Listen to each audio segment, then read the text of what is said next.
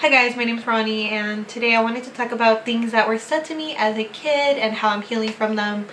I know a lot of things are said to kids and people don't identify it as something bad or something that causes issues later down on the line. And some of the things that were said to me were honestly just pure heinous in my opinion. And I don't want to talk about that because I know there's a lot of people in the world who don't understand what they're going through at the time that they're going through it. Like when I was little, all of these things that I went through or that were said to me, I went through more than just what was said to me, but what was said to me is something that really impacts who I am as an adult and my confidence and who I am and how I feel. And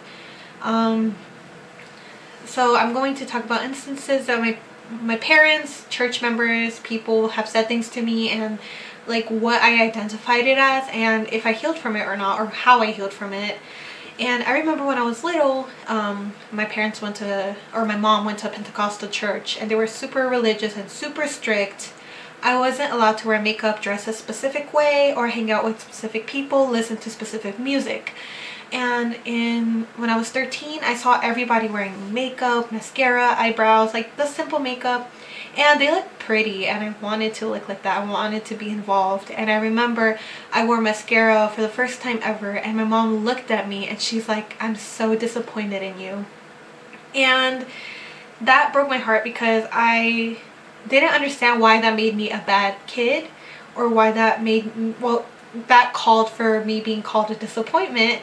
And now as an adult, I think it's even crazier that she said that because my mom wears makeup and she wears dresses with cleavage sometimes, and she cares about how her hair looks and she gets her nails painted. Because I also remember my mom hit me because I painted my nails with highlighter, and she was just so against all this stuff when she was vain herself. When she was growing up, she loved clothes, she loved makeup, she loved doing her nails. She just loved a lot of things that girls typically love.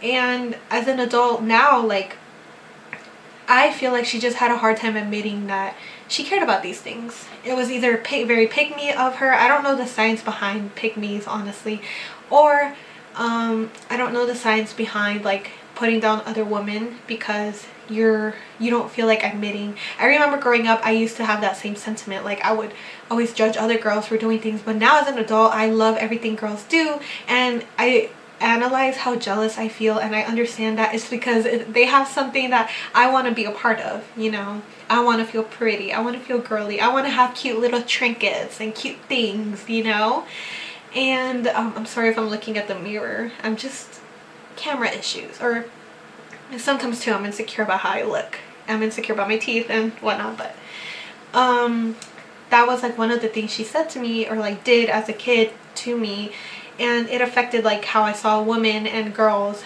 and how I wanted to not be that way when I grew up and realized that this stuff isn't normal to do to a kid. You're a disappointment just because you wore mascara. Another thing that was said to me a lot or pointed out to me a lot as a kid was my skin color.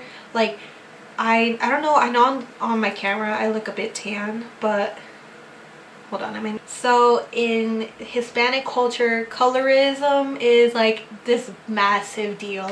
The whiter you are, the prettier you're considered. And I don't think that's true at all. Obviously, I see people with such a beautiful tan and I get so jealous. I'm like, oh, I wish. And I know on this camera I look tan sometimes. I don't know. I feel like on my videos, it depends on what lighting I use, but I look different. I want to say I'm pretty tan with pale tan because, I don't know. My dad's white passing, and then my mom she's Guatemala. She looks Hispanic. So my dad's a redhead, white freckles and everything. So I remember when my sister would bring me around her friends, they would always say something oh, your sister's darker than you. But they would say it with such a judgy tone, and that was the first thing they would ever point out, and it was just such an unnecessary comment. And it's oh, I get it, we're different, but I don't know why you saying, oh, she's darker than you, is the main thing people would say. I don't know, I felt sensitive to it, but it's probably too because my mom would always say oh, don't dye your hair because you'll look darker, or a lot of the men in my church. And when I tell you, my church was so messed up, that might have to be another story in itself, but the teenagers would have men older than 18 So it will be from like 12 to like 18 older till you get married, and that was like the juvenile group. But yeah, so I did interact with men that shouldn't. I feel like that's kind of weird, or very weird. And those men would always like say stuff about güeritas, which is white passing people, like, oh, they're pretty, and like it would just always be like this over fascination about it. And I just thought that was insane, but it happened a lot. So I was really insecure about my skin tone.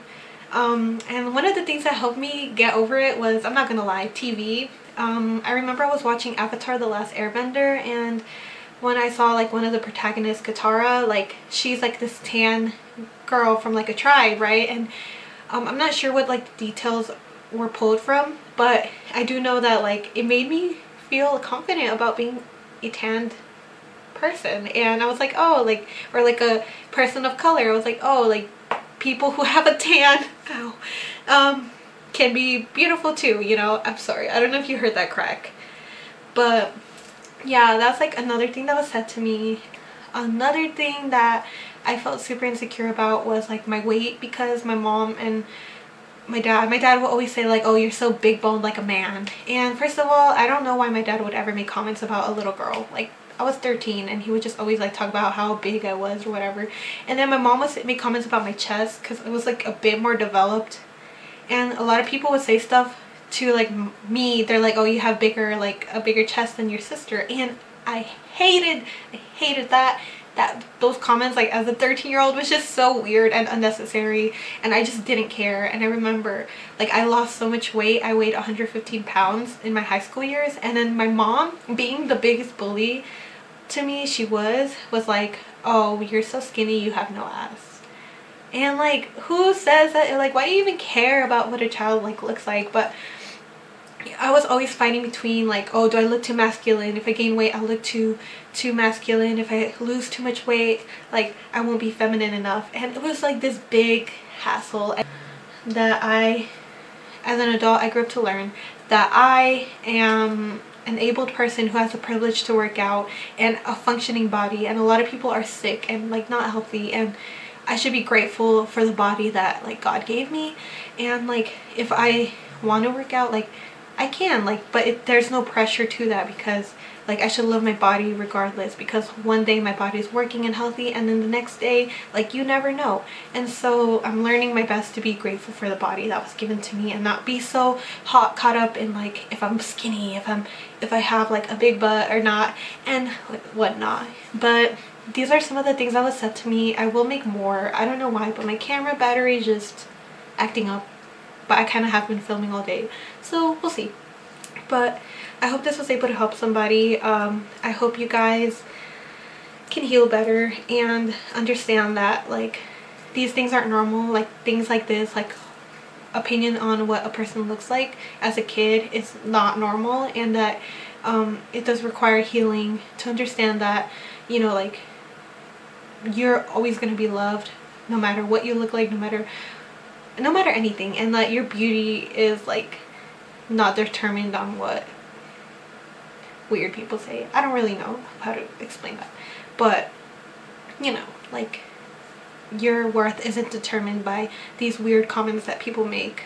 They're just weird and haters, and literally if they look at themselves, they probably don't even meet the requirements that they put on other people. So yeah, thank you guys so much for watching, and I hope you guys find healing and love throughout life. Thank you guys, and I'll see you guys later this week or next week. I got nothing worth reminiscing.